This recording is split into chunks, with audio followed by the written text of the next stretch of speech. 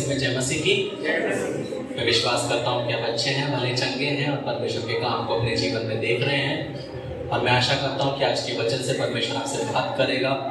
और आज का मैसेज मैं बोल सकता हूँ कि कुछ परिवारों के लिए भविष्यवाणी रहेगा कि आने वाले वर्षों में और आने वाले महीनों में परमेश्वर आपके जीवन में किस तरह कार्य करने वाला है। तो आज का जो मैसेज का टाइटल है वो है आंसू। है आंसू। तो जब हम उत्पत्ति 45 उसका 15 से 27 पढ़ते हैं, क्योंकि लाइट का प्रॉब्लम है, आप अपने मोबाइल में देखना है तो देख सकते हैं।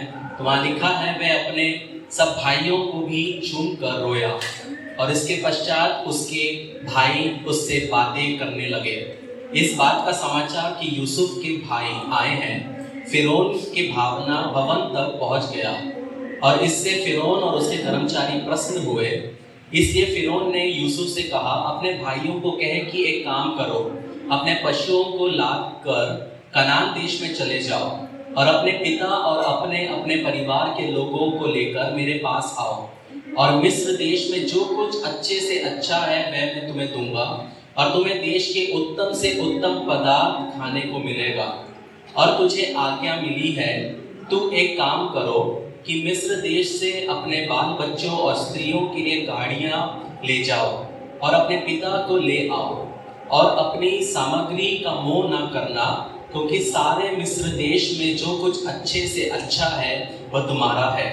इस्राएल के पुत्रों ने वैसा ही किया और यूसुफ ने फिरौन की आज्ञा के अनुसार उन्हें गाड़ियां दी और मार्ग के लिए भोजन सामग्री भी दी। उनमें से एक एक जन को उसने एक एक जोड़ा वस्त्र भी दिया और बिन्यामीन को 300 रुपए के टुकड़े और 5 जोड़े वस्त्र दिए। अपने पिता के पास उसने जो भेजा वह ये है, अर्थात मिस्र की अच्छी वस्तुओं में से लदे हुए 10 गधे और अन्न और रोटी और उसके पिता के मार्ग के लिए भोजन वस्तु से लदी हुई 10 गधियां। तब उसने अपने भाइयों को विदा किया और वे चल दिए। और उसने उनसे कहा, मार्ग में कहीं झगड़ा ना करना। मिस्र से चलकर वे कनान देश में अपने पिता याकूब के पास पहुंचे और उसने ये कहा, यूसुफ अब जीवित है और सारे मिस्र देश पर प्रभुता वही करता है। पर उसने उनकी प्रतीति ना की और वे अपने आप में ना रहा। तब उन्होंने अपने पिता याकूब से यूसुफ की सारी बातें जो उसने उनसे कही थी कह दी। जब उसने उन गाड़ियों को देखा जो यूसुफ ने उसके लिए आने के लिए भेजी थी, तब उसका चित्त स्थिर हो गया और इस्राएल ने कहा, बस मेरा पुत्र यूसुफ अब तक जीवित है, मैं अब अपनी मृत्यु से पहले जाकर उसको देखूंगा।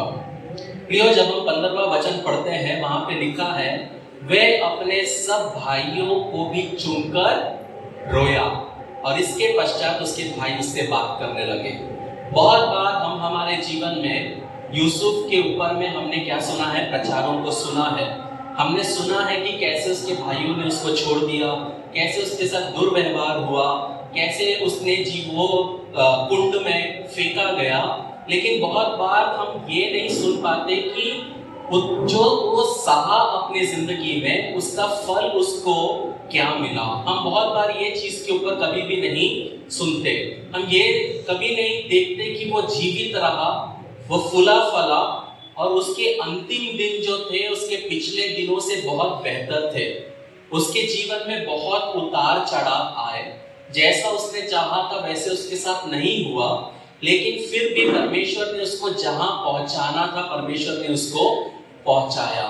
यहाँ पे हम एक चीज जो हम देख सकते हैं वो ये है कि एक इब्री लड़का मिस्र का क्या था, राजकुमार था।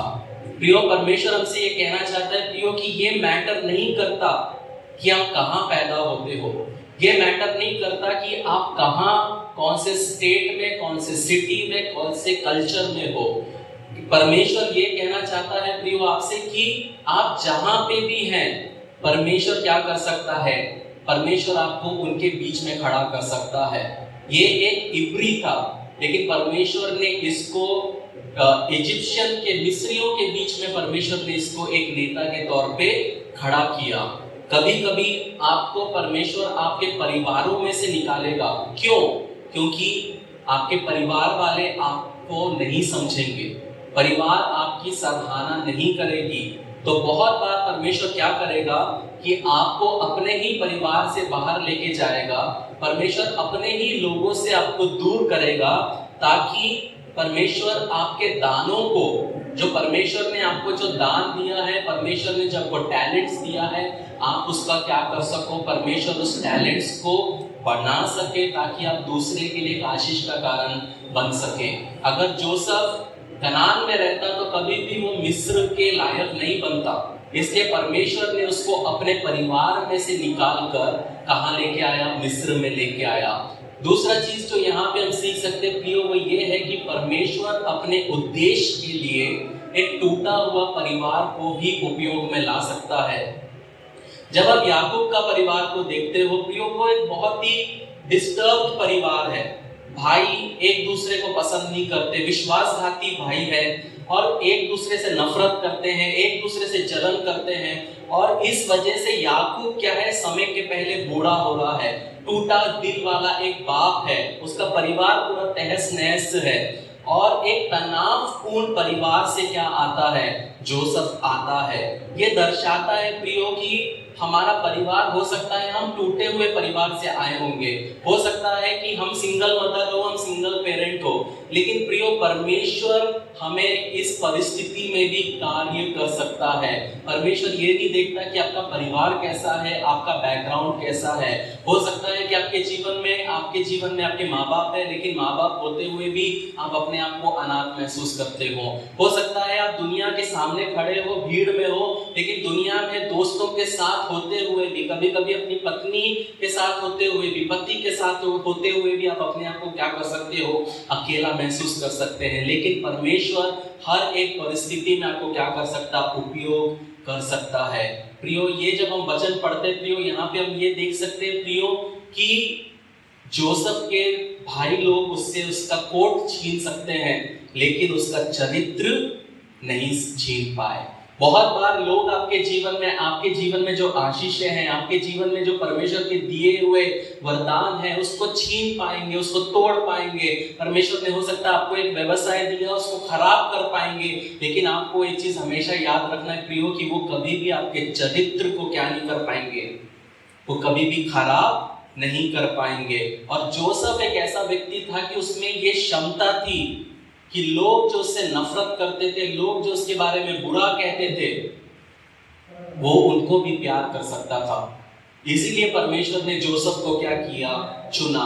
जब हम उसके परिवार के बारे में जैसे हमने देखा, वो टूटा हुआ परिवार था, इसके बावजूद कि उसके परिवार ने उसको बाहर निकाल दिया, अपमानित किया, अब उसके खुद के खून ने, उसके खुद के भाइयों ने उसकी हत्या करने की कोशिश की और लगभग उसका कत्ल कर ही दिया था, उसको गड्ढे में डाल ही दिया था कि अब के यहाँ पे मर जाए। और बाप के पास जाके बोला कि जंगली जानवर ने उसको खा लिया। फिर उसको क्या किया, उसको बंदी बना के एक दास के तौर पे, अपने खुद के खून को एक नौकर के तौर पे क्या कर दिया, बेच दिया। लेकिन प्रियो, जोसेफ को उसकी परवाह नहीं थी, उसके भाइयों को जोसेफ की भी परवाह नहीं थी कि वो पीछे है, वो मर रहा है, जी रहा है। हम सबके जीवन में प्रियो ऐसे बहुत से लोग हैं और लोग आएंगे जो आपके जीवन में आपके साथ खड़े होंगे, लेकिन वो साथ खड़े होते हुए भी वो देखना चाहते हैं कि आप गिरो, वो इंतजार कर रहे हैं कि आप मरो। ये एक चीज याद रखना प्रियो, 8 अरब लोग इस दुनिया में है। कितने? 8 अरब से ज्यादा लोग इस दुनिया में है।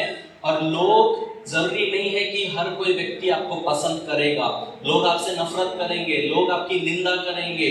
और हमेशा एक चीज याद रखना कि आपके दुश्मन हमेशा आपके जीवन में रहेंगे, और बहुत बार आपके दुश्मन आपके परिवार वाले ही होंगे।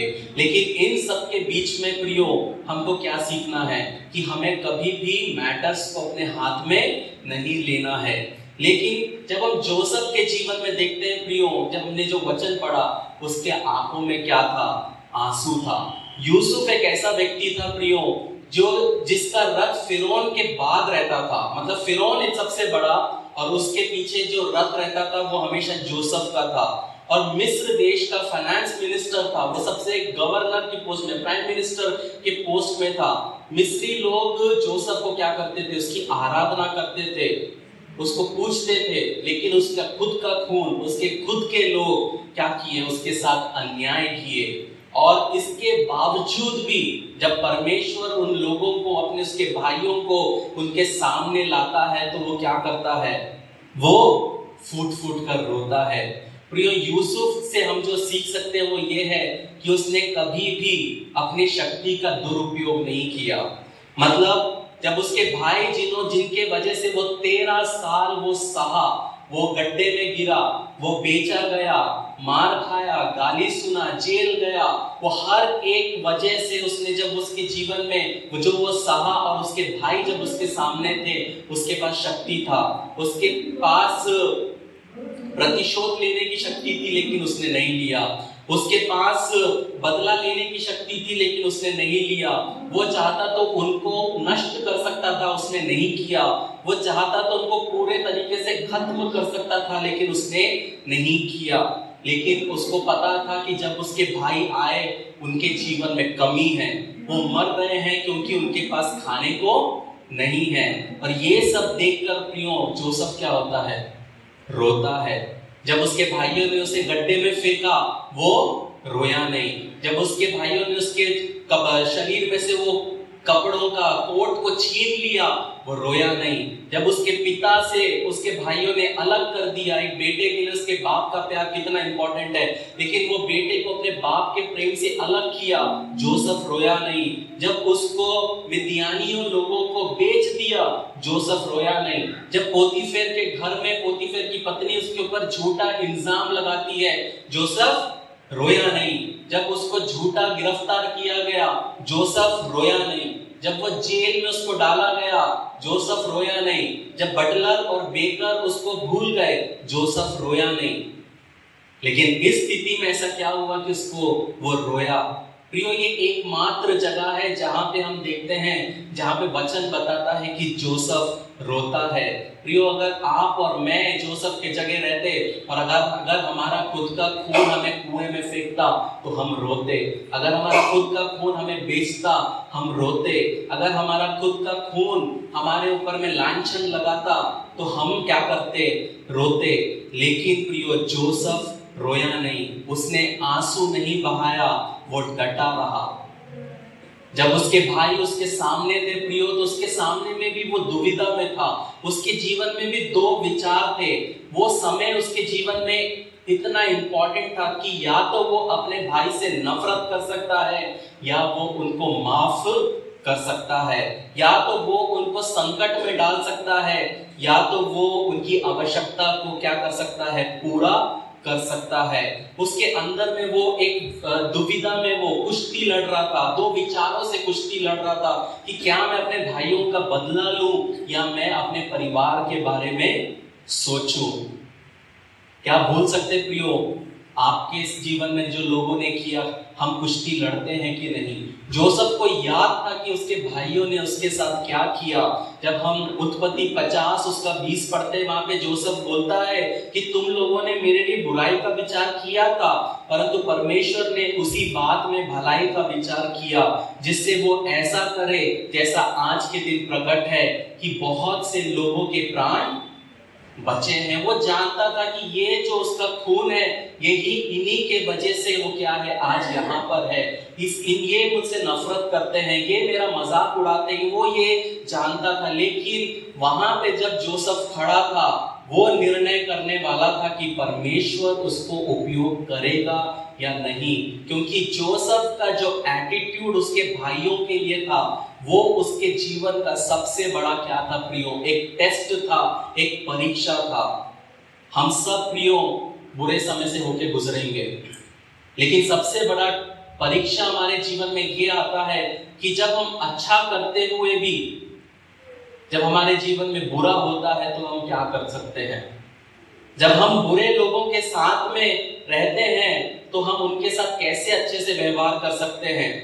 जो लोग, जो दोस्त, जो भाई आपके बारे में बुरा बुरा कहे, वो याद रखते हुए भी हम अच्छा रवैया कैसे रख सकते हैं।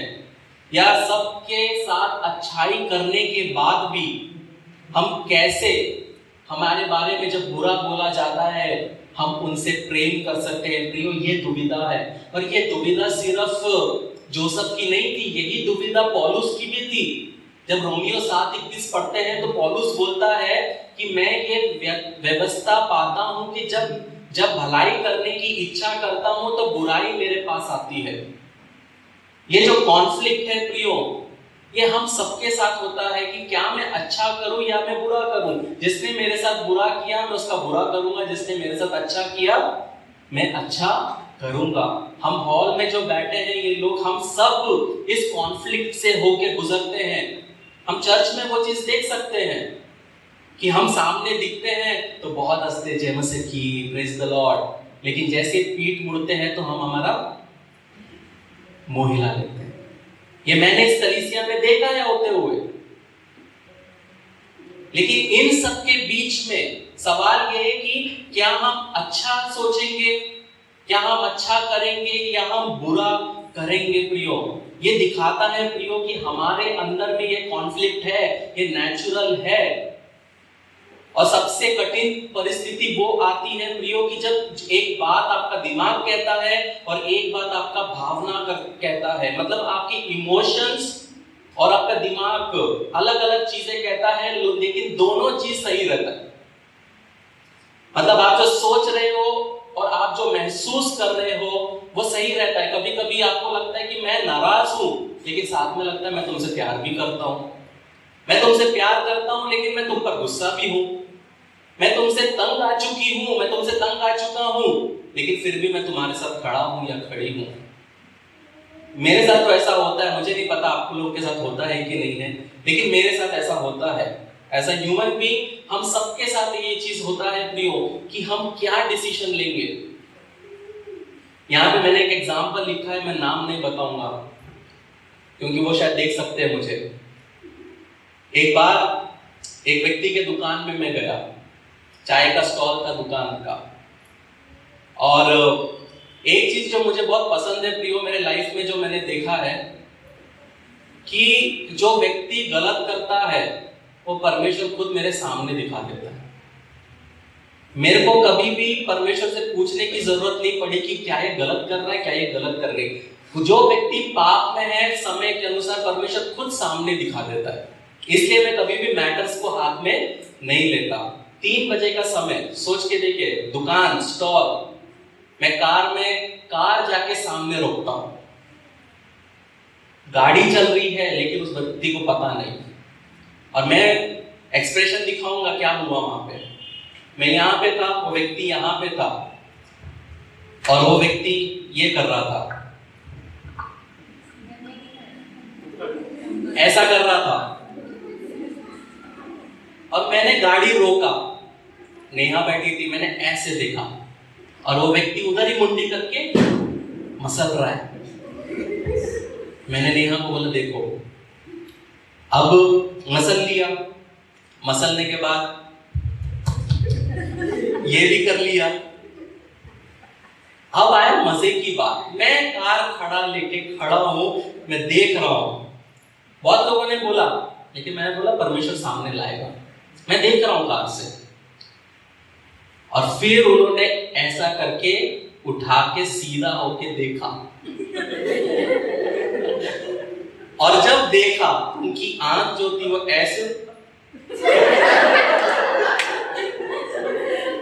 अब वो दुविधा में मुंह में डालूं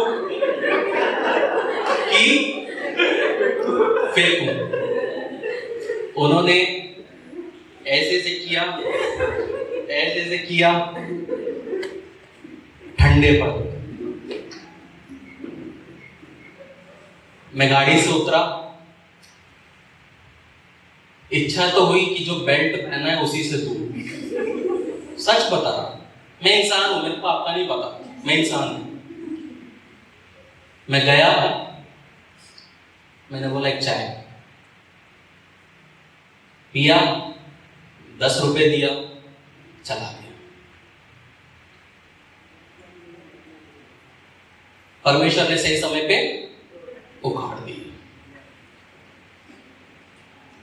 हम सबके जीवन में ये परिस्थिति आती है।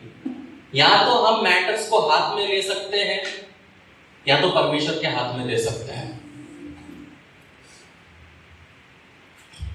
मुझे नहीं पता आप लोग ऐसे परिस्थिति में आते हैं कि नहीं, लेकिन मेरे लाइफ में होता है कि या तो मैं गुस्सा कर सकता हूं या तो मैं माफ कर सकता हूं, और मैं प्रेफर करता हूं माफ करो, क्योंकि मेरे पास उतना टाइम नहीं है कि मैं लोगों से लड़ते बैठूं। लेकिन यहां पे एक चीज समझना है प्रियो, कि हम मूसा के अभी एंडिंग स्टेज में आ रहे हैं जहां पे परमेश्वर उसको बढ़ा रहा है। लेकिन जोसेफ जो था, उसके जीवन में एक चीज समझना है कि उसका जो समय था, जवानी का समय, वो बहुत सदमे से होके गुजरा है। और प्रियो, आपके जीवन में जब सदमे आते हैं, ये सदमों से हमें सीखना बहुत जरूरी है, क्योंकि ये सदमों के साथ में जीना हमें आना चाहिए, क्योंकि आज नहीं तो कल कोई ना कोई आपको दुख देगा। सोच के देखो जोसेफ के जीवन को, कि उसका खुद का खून, खुद के भाई, जब वो पैदा हुआ, पैदा होते से भाइयों ने लिया तो होगा ना अपने हाथ में। वो तो 17 साल तक नॉर्मल था, तब जाके उनमें जलन आया। भाइयों के साथ खेला होगा, उनके जमाने के स्पोर्ट्स खेले होंगे, लेकिन उसी भाइयों ने उसको मारने की कोशिश की, उसको नष्ट करने की कोशिश की, उसकी हत्या की साजिश रची। उसी भाइयों ने उसको गड्ढे में छोड़ दिया। सोचो उसके ऊपर क्या सदमा था। क्या उसको सदमा नहीं लगा होगा? अगर आपका भाई आपको छोड़ देगा मरने के लिए, क्या आपको सदमा नहीं लगा होगा? सदमे के साथ वो बढ़ रहा है। परमेश्वर ही जानता है कि वो कितना नंगा था, भूखा था, अकेला था, डरा हुआ था। लेकिन प्रियो, एक बात हमेशा याद रखना, परमेश्वर के दास ने कहा है कि मुसीबत हमेशा नहीं रहती, लेकिन सदमा कुछ समय तक रहता है। परेशानी खत्म हो जाती है, लेकिन सदमा हमेशा रहता है। जिन लोगों का एक्सीडेंट हुआ है, वो लोग एक्सीडेंट होने के बाद भी गाड़ी चलाते हैं, लेकिन सदमा उनके जीवन में रहता है। जब भी कोई गाड़ी एकदम से आती है तो वो रुक जाते हैं। क्यों? वो सदमा है। सदमा समय के साथ या तो जाएगा, या तो कभी कभी वो सदमा जीवन के आखिरी सांस तक रहेगा। उसको भी याद है कि उसके भाइयों ने उसका मजाक उड़ाया कि देखो वो स्वप्न देखने वाला आ रहा है। प्रियो, ये सबसे बड़ा सवाल आता है कि जब मुसीबत आपके जीवन पे आती है तो आपके सपनों का क्या? जब आपके जीवन में चीजें देरी से होती है तो आपके सपनों का क्या? जब आपके जीवन में विश्वासघाती लोग आते हैं तो आपके सपनों का क्या? जब आपके जीवन में पैसे की कमी है तब आपके सपनों का क्या? जब लोग आपका समर्थन नहीं करते तब आपके सपनों का क्या? जब लोग आपके जीवन में तोड़फोड़ करते हैं शब्दों से, तब आपके सपनों का क्या? जब आपके दुश्मन आपके सपनों को खत्म करने की कोशिश करते, तब आपके सपनों का क्या? जोसेफ को सोच के देखिए प्रियो, ये कुछ भी उसके जीवन में नहीं होता अगर उसके भाई ने उसके साथ ऐसा नहीं किया रहता। जब उसके भाई उसके सामने खड़े हैं तो एक समय वो देखता है कि ये मेरा खून है, ये मेरे भाई है, लेकिन दूसरी तरफ वो देखता है कि ये हत्यारे हैं। और हम सबके जीवन में, हम सबके परिवारों में ये समय है। ऐसा कोई भी व्यक्ति नहीं बोल सकता कि मेरे घर में सब अच्छे हैं। हर घर में ये चीज होता है कि जब हम हमारे भाइयों को, कजन्स को, रिलेटिव्स को, फैमिली मेंबर्स को देखते, कहीं ना कहीं कोई ना कोई व्यक्ति एक कातिल के तौर पे दिखता है, हत्यारे के तौर पे दिखता है कि इसी के वजह से मेरा परिवार में प्रॉब्लम्स आया। सबके जीवन में है, ये नेचुरल है। लेकिन हम किस तरह उसको रिएक्ट करते वो मैटर करता है प्रियो। यहाँ पे जब जोसेफ अपने भाइयों के सामने खड़ा है प्रियो, भाइयों के जीवन में अकाल है, लेकिन उसी समय पे जोसेफ के जीवन में भी एक अकाल है। इसके भाई लोगों के पास भोजन का अकाल है, लेकिन जोसेफ एक परिवार का अकाल है उसके जीवन में। तो जोसेफ चाहता है कि उसका एक परिवार हो। जोसेफ के भाई लोग सामान खाने के लिए भूखे हैं, लेकिन जोसेफ अपने भाइयों के लिए, संगति के लिए भूखा है।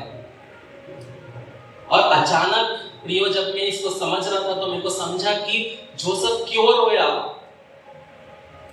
प्रियो, हमें क्या नहीं मारता बल्कि क्यों मारता है। कितनों को समझा मैंने क्या बोला? हमें क्या नहीं मारता है, हमें क्यों मारता है। मिथिल मेरे को मारे चलेगा, लेकिन मेरे को दुख इस चीज का होगा कि क्यों। या कोई व्यक्ति आपको बुरा कहेगा चलेगा, लेकिन सवाल उठेगा क्यों। हम सब चर्च में एंथम गाते हैं, गाते कि नहीं गाते? आपको पता वो कैसे आया? मेरे को आज भी वो समय याद है। रात के 1:30-2 बजे थे, मैं सुगतनगर में था। दिन में ऐसी घटना हुई कि मैं पूरा टूट गया, बहुत टूट गया। जिस व्यक्ति को खिलाया पिलाया, जिस व्यक्ति के लिए सब कुछ किया, और जैसे पहला मौका मिला उसने डसा।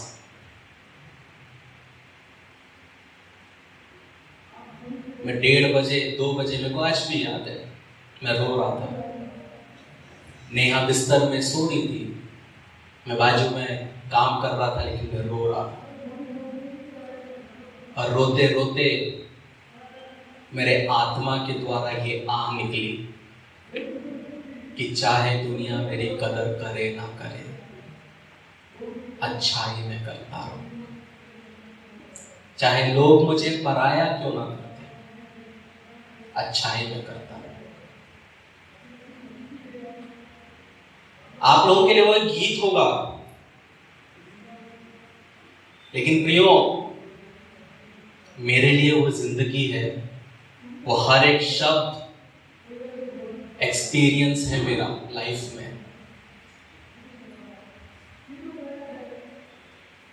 जब आप अपनी जिंदगी में 16 घंटे 18 घंटे काम करने के बाद, मेहनत करके जब आप किसी के परिवार को चलाओ, और जब उस परिवार को रत्ती भर क्या ना हो, वैल्यू ना हो, वो दर्द मैंने सहा है। और मैं बहुत सहा है, एक ही बार नहीं, बहुत बार। और आने वाले जीवन में मैं जानता हूं कि मेरे को और भी वैसे एक्सपीरियंसेस आएंगे। लेकिन इसका मतलब ये नहीं प्रियो कि मैं बदल जाऊं। मेरे सामान को लोग ले सकते हैं, चीजों को लोग ले सकते हैं, लेकिन मेरे चरित्र को कोई नहीं छीन सकता। मैं जो हूं, मैं हूं। तब मेरे को समझा प्रियो कि जब जोसेफ को उसके भाइयों ने वो गड्ढे में फेंका था, तो ऐसा नहीं था कि उसके शरीर में घाव नहीं लगे। वो दर्दनाक था। जब उसकी पिटाई हुई होगी, जब उसने गलती किया, वो घाव था। जब उसको 20 टुकड़े में बेचा गया, उसको दुख हुआ। जब उसकी पत्नी ने उसके बारे में झूठ बोला कि इसने मेरा रेप किया, उसको दुख हुआ। लेकिन फिर भी उन सबके सामने वो रोया। पता है क्यों प्रियो? क्योंकि उसका जो सपना था ना, वो सपना वो उसके परिवार से जुड़ा हुआ था। अब वो जो सपना परमेश्वर ने उसको दिया, वो उसके परिवार से जुड़ा हुआ था। वो सपना तब तक पूरा नहीं हो सकता जब तक उसका परिवार उसके साथ नहीं है, जिससे वो प्यार करता है, लेकिन उसको प्यार नहीं मिलता। तो आप में से कितने लोगों ने लाइफ में ऐसा बोला है कि अब मैं कुछ नहीं करूंगा, अब मैं कुछ नहीं करूंगी? क्या मैं हाथ देख सकता हूं? हम सब ने कहा है। मतलब मैं ना तेरी कोई मदद करूंगा, ना तेरा मुंह देखूंगा। हम सब ने अपने जीवन में ये सब कहा है। और फिर भी इतना बोलने के बाद, झगड़ा करने के बाद, जब पति घर पे आता है तो बोलते हैं कि आओ खाना खा लो। कितने लोगों ने किया है? पत्नियों ने किया है, पतियों ने भी किया है प्रियो। और हमको इस चीज पे गुस्सा भी आता है कि मैं इतनी अच्छी क्यों हूं, या मैं इतना अच्छा क्यों हूं। और इसी से हम नफरत करते हैं कि मैं बोल तो देती हूं, मैं बोल तो देता हूं, अब तेरा मुंह नहीं देखूंगा, तेरे बारे में नहीं सोचूंगा, तेरे से अच्छे से बात नहीं करूंगा, लेकिन फिर भी हम क्या करते हैं? हम करते हैं। तो वही वो आदत जो हमारे अंदर है, वो प्रियो परमेश्वर को पसंद है। मतलब हमें एहसास नहीं होता, लेकिन इसे क्या कहते हैं पता है? इसका एक टर्म है कि ना चाहते हुए भी करने को इंग्लिश में बोलते हैं इंग्लिश में बोलते हैं स्टबर्न लव, जिद्दी प्रेम। मतलब एक इंसान आपको कितना भी दर्द दे फिर भी आप उससे प्यार करते हैं। वो आपके साथ कितना बुरा व्यवहार भी क्यों ना करे तो भी आप उसकी देखभाल करते हैं, आप उसके बारे में बुरा नहीं सोचते, जॉली जोसेफ नहीं बनते, बल्कि आप फिर भी उसको खाना परोसते हैं। अंदर में ऐसा लगता है, बुराई गंदा लगता है, लेकिन फिर भी आप नहीं करते। ये हम सबके जीवन में होता है। लेकिन प्रियो, ये क्या है, परमेश्वर चाहता है हम हमारे जीवन में और बढ़े। ये सही है कि जब हम गलत नहीं हैं फिर भी लोग हमसे कहते हैं कि अपनी गलती की माफी मांगो। फिर भी कुछ लोग हैं जो बैठे रहते हैं, हर बात पे बोलते हैं लेटर दो, अपॉलॉजी लेटर दो, हर बात पे बोलते हैं कि माफी मांगो। हम बिना कुछ किए भी हमारे ऊपर में लांछन लगाया जाता है। या कभी कभी कितनों के साथ ऐसा हुआ है कि रात भर आपने सोचा कि अब तो मैं ये नहीं करूंगी, अब तो मैं बात नहीं करूंगी, अब तो कुछ नहीं होगा, सुबह उठते से पहला कॉल उसी को, आप ठीक तो हैं? किया है कि नहीं किया है? प्रियो, ये है जिद्दी प्यार।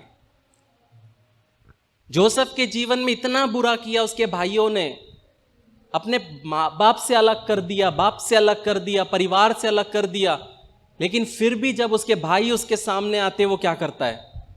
रोता है। और पता है क्यों परमेश्वर ने उसको चुना? क्योंकि उसने, जब उसके जीवन में परमेश्वर ने उसको पावर दिया, उसने उस पावर का गलत उपयोग नहीं किया। पता है कुछ लोगों को प्रमोशन क्यों नहीं मिलता? पता है कुछ लोगों के जीवन में प्रार्थना का उत्तर क्यों नहीं आता? क्योंकि परमेश्वर को पता है कि अगर मैं इस व्यक्ति को ये चीज दूंगा तो ये इसका गलत उपयोग करेगी या गलत उपयोग करेगा। और बहुत बार परमेश्वर लाइफ में क्या नहीं देता, इसलिए लोगों के प्रार्थना का उत्तर नहीं देता। हम सब बढ़ना चाहते हैं, लेकिन क्यों बढ़ना चाहते? क्योंकि 10 FD और बना सके। हम क्यों प्रमोशन चाहते? 2 प्लॉट और खरीद सके। परमेश्वर को पता है परमेश्वर नहीं देगा, क्योंकि हमारे लिए प्रियो हमारा दिमाग हमारे दिल से बड़ा है, लेकिन परमेश्वर चाहता है कि हमारा दिल बड़ा हो, दिमाग कम हो। परमेश्वर के लिए स्थान बड़ा होना चाहिए। दूसरा कारण, परमेश्वर जोसेफ को क्यों चुना? क्योंकि वो प्यार करता रहा। उसने अपने भाइयों से नफरत नहीं किया। जितना भी उन्होंने गलत किया वो क्या किया? उसने उनको माफ किया। लेकिन इसका मतलब यह नहीं है प्रियो कि आप हर एक को गले लगाओ। कुछ प्यार वो भी होता है जो 50 फीट दूर से किया जाता है। भैया तू दूर रहे, मैं तेरे लिए दुआ करूंगा, आप दुआ में मेरे साथ है, लेकिन साथ में ना बैठे, ये बहुत आवश्यक है।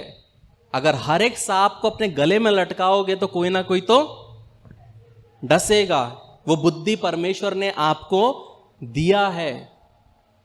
तीसरा कारण जो जोसेफ को परमेश्वर ने यूज किया, क्योंकि उसके अंदर द्वेष नहीं था, वो मैटर्स को अपने हाथ में नहीं लिया। आज ऐसे लोग हैं जो अपने मामा से, ताया से, काका से बात नहीं करते और उनको खुद याद नहीं है कि वो बात क्यों नहीं करते। मतलब 20 साल पहले झगड़ा हुआ था, हाँ हुआ तो था, बोला तो था बात नहीं करेंगे, पर क्यों नहीं याद। यहां पे जोसेफ के भाई को ही याद नहीं है कि ये जोसेफ है। उनको ये भी याद नहीं है कि हमने किसी को गड्ढे में डाला था, बेचा था, लेकिन जोसेफ ने याद नहीं रखा। जोसेफ को याद था। देखो, जिसने दूसरे के ऊपर में प्रॉब्लम डाला ना वो भूल जाएगा, लेकिन जिसके लाइफ में प्रॉब्लम आया वो इंसान को कभी नहीं भूलेगा। वो कहीं पे भी दिख जाए उसको पता है कि जहां दिखेगा सूतना है। लेकिन प्रभु के लोग नहीं कर सकते वो चीज। हमारे अंदर में कॉन्फ्लिक्ट है, या तो मैं अच्छा कर सकता हूं या तो मैं बुरा कर सकता हूं। चौथी चीज जो जोसेफ में थी, ईमानदारी। उसके भाई क्या थे? उनके अंदर वो प्यार नहीं था, लेकिन जिद्दी प्यार जोसेफ में था। डजंट मैटर लोग आपके साथ कैसे व्यवहार करते, आप उनके साथ कैसे व्यवहार करते, वो मैटर करता है। और उसी ईमानदारी के कारण, पांचवा, परमेश्वर ने उसे एक आशीष का कारण बनाया जिन्होंने उसके जीवन में श्राप का बीज बोया। एक बात हमेशा याद रखना प्रियो, जब भी हम कपड़ा फाड़ते हैं, कितने लोगों ने लाइफ में कपड़ा फाड़ा है? नॉर्मली कभी भी परफेक्ट नहीं कटता। धागे क्या होते हैं? टूटते हैं, रेशे टूटते हैं। आप कैंची से भी काटोगे तो थोड़ा बहुत परफेक्शन नहीं रहेगा, निकलेगा। प्रियो, वही जीवन है। हम जब एक रिश्ता तोड़ते हैं, हम जब किसी को दुख देते हैं, हमको लगता है मेरे को ही प्रॉब्लम है, मैं ही रो रही हूं, मैं ही रो रहा हूं। लेकिन ऐसा कभी नहीं है। जब भी आप कभी किसी को तोड़ोगे, कोई रिश्ते को तोड़ोगे, दोनों तरफ में दर्द होता है। बस प्रॉब्लम यह होता है कि तुम ज्यादा दिखाते हो, दूसरा दिखाता नहीं है। तुम ऐसे किए तो पानी आ जाता, दूसरा ऐसे भी करता तो नहीं निकलता। मेरे में सच में, मैं बहुत बार ऐसा हुआ है मेरे लाइफ में, मेरे को रोना है, मैं चाहता हूं, मेरे को बुरा लग रहा है, लेकिन मैं नहीं रो पाता। मेरे को एक याद है, जब मैं छोटा था, सुबह 4:30 बजे मेरे पापा ने जबरदस्ती मुझे प्रेयर पढ़ने के लिए उठाया। 10th में था आई थिंक, और मैं लिटरली रोया। यार मेरे को सोने नहीं दे रहे, सोने नहीं दे रहे। एक दिन पहले हमारे ऊपर के अंकल क्या हुए, नागपुर छोड़ के चले गए। मेरे को बहुत बुरा लगा, तब मैं रोना चाहता था पर रो नहीं पाया। अब जब सुबह रो रहा था तो आंसू आ रहे थे, तो मैंने उनको भी याद करके रो लिया कि चलो वो भी चले गए। आंसू तो आता नहीं है ऐसे। तो कुछ लोगों के लिए बहुत आसान है यार, ये टैलेंट यार नहीं है सब में। सब लोग नहीं रो पाते। गिरीश नहीं रो पाता, राइट? नहीं रो पाता। लेकिन योगिता धर। जब एक रिश्ता टूटता है प्रियो, दोनों जगह टूटता है। लेकिन प्रियो, अगर परमेश्वर आपको उपयोग में लाना चाहता है तो एक चीज याद रखना, अगर आप अपने फ्लैश पे कंट्रोल कर पाए, जब परमेश्वर आपको पदवी देता है, बढ़ाता है, अगर आप अपने आप को घमंड में ऊपर ना जाते हुए नम्र रखोगे, तो परमेश्वर आपके लिए ऐसे रास्तों को खोलेगा जो आप कभी सोच नहीं सकते।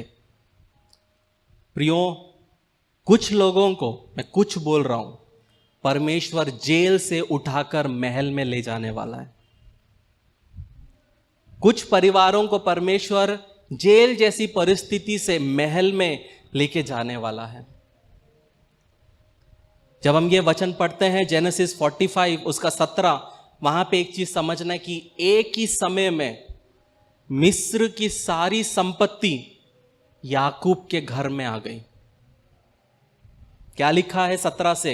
इसलिए फिरौन ने यूसुफ से कहा, अपने भाइयों से कहे कि एक काम करो, अपने पशुओं को लाद कर कनान देश में चले जाओ और अपने पिता और अपने घर के लोगों को लेकर मेरे पास आओ, और मिस्र देश में जो कुछ अच्छे से अच्छा है वह मैं तुम्हें दूंगा, और तुम्हें देश के उत्तम से उत्तम पदार्थ खाने को मिलेगा। और तुझे आज्ञा मिली है, तुम एक काम करो कि मिस्र देश में अपने बाल बच्चों और स्त्रियों के लिए गाड़ियां ले जाओ और अपने पिता को ले आओ, और अपनी सामग्री का मोह ना करना, क्योंकि सारे मिस्र देश में जो कुछ अच्छे से अच्छा है वो तुम्हारा है। प्रियो, अगर आपका लाइफ में एटीट्यूड सही है, अगर आपका लाइफ में कैरेक्टर, आपका चरित्र सही है, तो याद रखना प्रियो, परमेश्वर अनुयायी लोगों का धन आपको देगा। मिस्र लोग सच्चाई से चलने वाले लोग नहीं थे, लेकिन परमेश्वर ने जब जोसेफ सच्चाई से चला, जो अन्यायी रूप से चलने वाले लोगों का धन से उसके परिवार को आशीषित किया। मैं एक चीज कहना चाहता हूं, आपकी कहानी बदलने वाली है। क्या बोल सकते हैं? हमारी कहानी बदलने वाली है। एक और बार, हमारी कहानी बदलने वाली है। एक और बार, हमारी कहानी बदलने वाली है। हो सकता है प्रियो, पिछले दिनों, पिछले महीनों 2023 में लोगों ने आपको गड्ढे में देखा होगा, बट आपकी कहानी बदलने वाली है। हो सकता है 2023 में, पिछले सालों में लोगों ने आपको बेचा होगा, लेकिन आपकी कहानी बदलने वाली है। हो सकता है कुछ समय तक आपको पोतीफेर के घर में काम करना पड़ा होगा, लेकिन आपकी कहानी बदलने वाली है। हो सकता है कुछ लोगों ने आपको जेल में देखा होगा, लेकिन आपकी कहानी बदलने वाली है। आप खुद को महल में देखने वाले हो। आप खुद को ऐसे जगह पे देखोगे जो आपने कभी सोचा नहीं। जहां से आपने शुरू किया वैसे नहीं, बल्कि एक बेहतर स्तर पे परमेश्वर आपको लेके जाने वाला है। लेकिन सवाल ये उठता है कि जोसेफ के आंसू, प्रियो, ये जो आंसू यूसुफ ने बहाए, ये दुख के आंसू नहीं थे, ये खुशी के आंसू थे। आप पूछेंगे ऐसे कैसे आप बोल सकते हैं? क्योंकि प्रियो, वचन कहता है कि वो रोया और उन्हें चूमा। याद रखना है, यूसुफ जो था वो एक लव चाइल्ड था, प्यार का एक फल था। कौन दो जन प्यार करते थे? याकूब और रेचल। उनके प्यार का फल था जोसेफ, और जोसेफ के लिए परिवार इंपॉर्टेंट था। और परमेश्वर उसकी जिंदगी में क्या करने वाला था? एक बहुत बड़ा कार्य करने वाला था। लेकिन वहीं पे उसका बाप वहां पे कनान देश में था, जो सोच रहा था या उसने सोच लिया था कि मेरा बेटा मर चुका है। जब हम उत्पत्ति 42 उसका 36 पढ़ते, वहां याकूब कहता है कि यूसुफ नहीं रहा और शिमोन भी नहीं आया, और अब तुम बिन्यामीन को भी ले जाना चाहते हो, और ये विपत्तियां मेरे ऊपर आ पड़ी है। सोच के देखो, याकूब के लिए उसका बेटा मर चुका है। आज आप यहां पे बैठे, हो सकते हैं कि आपके लाइफ में ऐसा कुछ चीज होगा, कोई सपने होंगे, आपके लाइफ के प्लानिंग्स होंगे, जब आप पीछे मुड़ के देखते तो आप बोलते खत्म, अब तो मेरे लाइफ में ये चीज हो नहीं सकता। लेकिन मैं एक चीज कहने अब चाहता हूं प्रियो, कि होगा। अगर परमेश्वर ने आपको एक सपना दिया है, परमेश्वर ने अगर आपको एक दर्शन दिया है, तो वो होगा ही होगा।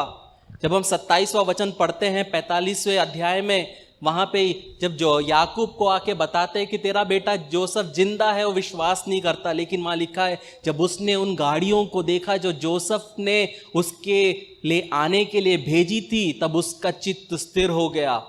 और इस्राएल ने कहा, बस मेरा पुत्र यूसुफ अब तक जीवित है, मैं अपनी मृत्यु से पहले जाकर उसको देखूंगा। जब उसने वो देखा रथों को, उसके प्राण में बल आया। आने वाले दिनों में प्रियो, परमेश्वर आपके जीवन में ऐसे चीजों को भेजेगा, जब आप वो देखोगे तो जो सपने आपके मर चुके हैं, जो दर्शन आपके मर चुके हैं, जो बुलाहट आपके मर चुके हैं, वो जिंदा होंगे। जो आपने सोचा नहीं कि मेरा खुद का बिजनेस होगा, कभी आपने सोचा नहीं कि आपके अकाउंट में इतने लाख होंगे, इतने करोड़ होंगे, वो होगा। उसकी शुरुआत परमेश्वर करेगा। क्योंकि मैं कभी नहीं प्रेयर करता प्रियो हमारे कलीसिया में लोग हजारों में रहने, हजार कमाने पाए। मेरी प्रार्थना हमेशा है यहां से करोड़पति खड़े होने पाए। करोड़पति, अरबपति। क्यों? सोना और चांदी परमेश्वर का है। मेहनत करोगे तो पहुंच पाओगे। याद रखना प्रियो, अगर एक पीढ़ी मेहनत करेगी तो आने वाली 3 पीढ़ी आराम से जी सकती है। अगर मैं मेहनत करता हूं, इसलिए नहीं करता हूं कि सिर्फ मेरा बेटे के लिए, मैं मेहनत करता हूं क्योंकि अगर मैं मेहनत करूंगा, आने वाली 3 पीढ़ी के लिए जिंदगी आसान होगी। इसलिए मेहनत करना लाइफ में जरूरी है। अगर आप मेहनत नहीं करोगे तो आप आने वाली पीढ़ी को भी गरीब ही रखोगे। लेकिन जब हम मेहनत करेंगे, परमेश्वर उसको क्या करेगा? आशीषित करेगा। यहां पे याकूब सोचा था कि जोसेफ मर चुका है, लेकिन वो नहीं मरा। परमेश्वर हमसे प्रियो क्या कहना चाहता है? कि वो आपको तब तक मरने नहीं देगा जब तक हर एक वो वायदा जो उसने आपको दिया है वो पूरा नहीं होता। मुझे परवाह नहीं डॉक्टर ने आपसे क्या कहा, लोगों ने आपसे क्या कहा, आपके घर के बुजुर्गों ने आपसे क्या कहा, या आपके सोसाइटी ने आपसे क्या कहा। अगर परमेश्वर ने आपको जीवित रखा है तो आप तब तक नहीं मरोगे जब तक आप परमेश्वर के दिए हुए दर्शन को आप अपने जीवन में देख नहीं लेते। इसलिए जोसेफ रो रहा था, क्योंकि जो सपना उसने 17 साल की उम्र में, 16 साल की उम्र में देखा था, और जिस सपने के वजह से उसके भाई उसके दुश्मन हो गए, जिस सपने के वजह से उसको गड्ढे में गिरना पड़ा, बिकना पड़ा, एक नौकर के जैसे काम करना पड़ा, जेल जाना पड़ा, वो उसके सामने हो रहा है। जो सपना है वो उसके लाइफ में वो रियलिटी बन के आ रहा है। सोच के देखो,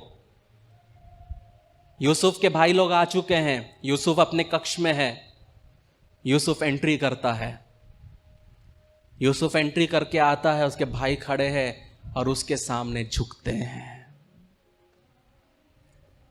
जो सपना 17 साल की उम्र में उस लड़के ने देखा, 13 साल बाद वो देख रहा है कि जो उसको परमेश्वर ने दिखाया वो पूरा हो रहा है। और जब वो देख रहा है प्रियो, मैं हक से बोल सकता हूं, विश्वास से बोल सकता हूं, परमेश्वर ने उसको बोला होगा, ये वो लोग हैं जो तेरे सपने पे हंसे थे, ये वो लोग हैं जिन्होंने विश्वास नहीं किया था कि वो तेरे सामने कभी झुकेंगे, लेकिन याद रख, परमेश्वर उसको बोला, लेकिन याद रख, इस सपने का हिस्सा एक और है, वो तेरा बाप जो कनान में है, उसको भी मैं लेके आऊंगा, वो मरा नहीं है। सोच के देखिए कि परमेश्वर ने जोसेफ के जीवन में हर एक वो चीज जो सपने में दिखाया, स्वप्न में दिखाया, परमेश्वर ने उसको पूरा किया। क्या आप तैयार हैं प्रियो? क्या आप तैयार हैं? जो चीज आपने बचपन में देखी है प्रियो, जब वो आपकी जिंदगी में पूरा होता है, तब आपके आंखों में ऑटोमेटिकली आंसू आएंगे। कुछ सपने आपने बचपन में देखे होंगे या आपके जीवन में होंगे, आप सोचते होंगे कि मुझे ये बनना है, और जब आपने कभी किसी को बताया होगा तो वो बोला होगा, तू तो पागल है, तेरा स्क्रू लूज है, तूने अपने दिमाग को खो दिया है। कई बार आपको लगा होगा कि जो सपने आप देखते हैं या जो दर्शन आपने पाया है वो मूर्खता है, वो हो ही नहीं सकता, और आप खुद उस पर विश्वास नहीं कर सकते कि परमेश्वर ने तो भले मुझे इतने बड़े स्टेज में, इतने बड़े स्टेडियम के सामने दिखाया, लेकिन कैसे हो सकता है, मेरा तो पासपोर्ट भी नहीं है। आप ये सोच सकते हैं, लेकिन याद रखना प्रियो, मैं एक बात जो कहने वाला हूं, हर एक वो अंश, हर एक वो वर्ड, हर एक वो सेंटेंस, हर एक वो पैराग्राफ, हर एक वो वायदा जो परमेश्वर ने आपके लिए दिया है, आज, कल, 10 साल पहले, 15 साल पहले, जब आप एक छोटे से बच्चे थे, जब आप 10 साल के थे, जब आपने सपने में देखा था, कुछ ना कुछ वो होगा। क्योंकि जो 10 साल की उम्र में परमेश्वर ने आपको दिखाया, जो 15 साल की उम्र में परमेश्वर ने जो आपको दिखाया, वो फुलफिलमेंट नहीं है प्रियो, वो दर्शन पूरा नहीं है, वो सिर्फ एक झलक है, वो सिर्फ एक झलक है। जोसेफ को परमेश्वर ने दिखाया कि तेरे भाई लोग, परिवार तेरे सामने झुकेगा, वो सिर्फ एक झलक था। जब पूर्तिकरण हुआ तो उसके साथ में उसको क्या कुछ नहीं मिला, आलीशान बंगला मिला, एक अच्छी पत्नी मिले, 2 बच्चे मिले। परमेश्वर हर चीज नहीं बताएगा, लेकिन परमेश्वर झलक दिखलाएगा। तो मैं विश्वास करता हूं कि आने वाले समय में परमेश्वर हम सबको एक ऐसे जगह पे लेके जाएगा जहां पे जब आप वो परिस्थिति को होते हुए देखोगे तो आपके मुंह से शब्द नहीं निकलेंगे। इसीलिए जब जोसेफ ने अपने भाइयों को देखा, तब उसके आंखों में खुशी के आंसू थे। वो संकेत उसको दे रहा था कि वो तेरा दर्शन पूरा हो रहा है। जो दर्शन मैंने तुझे 17 साल की उम्र में दिखाया था, वो पूरा हो रहा है। जब हम हबक्कूक 2:3 पढ़ते हैं, वहां लिखा है कि एक दर्शन को विलंब हो सकता है, लेकिन बाट जोते रहो, वो निश्चय पूरा होगा। हो सकता है 2023 में आपका दर्शन पूरा नहीं हुआ, सो व्हाट। 17 साल की उम्र में जोसेफ ने दर्शन देखा, कब पूरा हुआ? 30 साल की उम्र में। कितने साल लगे? 13 साल लगे। हम चाहते हैं कि परमेश्वर 1 साल में पूरा कर, 3 साल में पूरा कर। नहीं होगा। तुम्हारे समय पे, हमारे समय पे परमेश्वर काम करने के लिए आपका ससुर नहीं है। परमेश्वर अपने समय पे करेगा। हम कितना भी उपवास कर ले, हम कितना भी प्रार्थना कर ले, परमेश्वर के समय पर ही चीजें होगी। और जब आप परमेश्वर के समय के विरुद्ध जाके उपवास करते हो, प्रार्थना करते हो, आप में और एक मूर्ति पूजक में कोई फर्क नहीं, क्योंकि आप परमेश्वर को जबरदस्ती करवा रहे हो, और जबरदस्ती कभी भी परमेश्वर का काम नहीं है। यह चीज हमेशा याद रखना है। वचन यही था प्रियो, आंसू, विलाप के आंसू परमेश्वर 2024 में आपको नहीं देगा, खुशी के आंसू, दर्शन की पूर्ति होते हुए खुशी के आंसू। जिन परिवारों के लिए आप दुआ कर रहे हैं कि ये प्रभु में आए, जब वो आएंगे, वो खुशी के आंसू, वो खुशी के आंसू। मैं दुआ करता हूं कि परमेश्वर 2024 में आपको आंसुओं से भरे, लेकिन वो आंसू खुशी के होने पाए। परमेश्वर इन वचनों से आशीषित करे, आमीन। तो आप विवाह के लिए आगे कदम बढ़ाने को तैयार हैं, बधाई। इससे पहले कि आप अपनी शादी के दिन की तैयारी में जुट जाएं, योजना बनाएं और परेशान होने लगें, एक सबसे महत्वपूर्ण न भूलें, आपकी शादी। एक अध्ययन के अनुसार विवाह पूर्व परामर्श या वैवाहिक थेरेपी पूरा करने वाले जोड़ों में तलाक की संभावना 31% तक कम होती है, और कोर्टशिप टू मैरिज इसमें आपकी मदद करता है। हमारे कोर्स और पाठों में विवाहित जीवन के संघर्षों, वास्तविकताओं और रोजमर्रा की दिनचर्या जैसे कई विषय सम्मिलित किए गए हैं। इस कार्यक्रम पर कई जोड़ों का भरोसा रहा है, जो जिंदगी के इस नए स्तर पर जाने के लिए तैयार हैं। लेकिन इसके लिए सिर्फ हमारी बात को ही न माने, आप अपना पहला पाठ मुफ्त सीख सकते हैं। एक बार जब आप कोर्टशिप टू मैरिज के साथ रजिस्ट्रेशन करते हैं, तो आप हमारी 30 दिन की मनी बैक गारंटी द्वारा भी सुरक्षित रहते हैं, और आप तैयार हैं एक सुखी वैवाहिक जीवन के लिए। courtship2marriage.com पर आज ही अपना पहला लेसन शुरू करें।